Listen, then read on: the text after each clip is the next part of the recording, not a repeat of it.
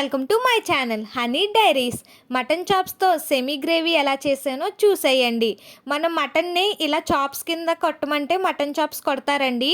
ఇలా మటన్ చాప్స్ని మనం బాగా కడిగి అందులో కొద్దిగా ఉప్పు, పసుపు, కారం, అల్లం వెల్లుల్లి పేస్ట్, ఒక పొడవుగా కట్ చేసుకున్న ఆనియన్, 2 చిల్లీస్ వేసుకోవాలి. వేసుకున్న తర్వాత ఒక గ్లాస్ వాటర్ వేసుకుని కుక్కర్ మూత పెట్టి స్టవ్ మీద మనం ఒక 8 నుంచి 10 విజిల్స్ రావాలండి. ఆ తర్వాత స్టవ్ ఆఫ్ చేసుకోవడమే. తర్వాత మనం ఒక కడాయి పెట్టుకుని ఆయిల్ వేసుకోవాలి. ఆయిల్ వేడైన తర్వాత ఒక ఆనియన్ వేసుకుని ఆనియన్ కొద్దిగా ఫ్రై అయితే సరిపోతుందండి.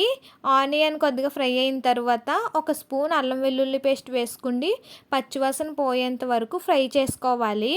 బాగా ఫ్రై అయిన తర్వాత మనం ముందుగా మటన్ చాప్స్ని ఉడకపెట్టుకున్నాం కదా, దాన్ని మొత్తం వాటర్తో సహా వేసేసుకోవాలండి. వేసి బాగా మిక్స్ చేసుకోవాలి. బాగా మిక్స్ చేసుకున్న తర్వాత ఇందులో మనం ఇప్పుడు కొద్దిగా కరివేపాకు, ఉప్పు, కారం వేసుకోవాలి. మీ రుచికి తగినట్టుగా కారం వేసుకోండి. ఇక్కడ మా పిల్లలు ఎక్కువ కారం తినరు కాబట్టి నేను కొద్దిగానే కారం వేస్తున్నాను. వేసి బాగా మిక్స్ చేసుకుని మూత పెట్టుకోవాలి. ఈ వాటర్ అంతా దగ్గరికి ఎగిరిపోయేంత వరకు ఉడికించుకోవాలండి.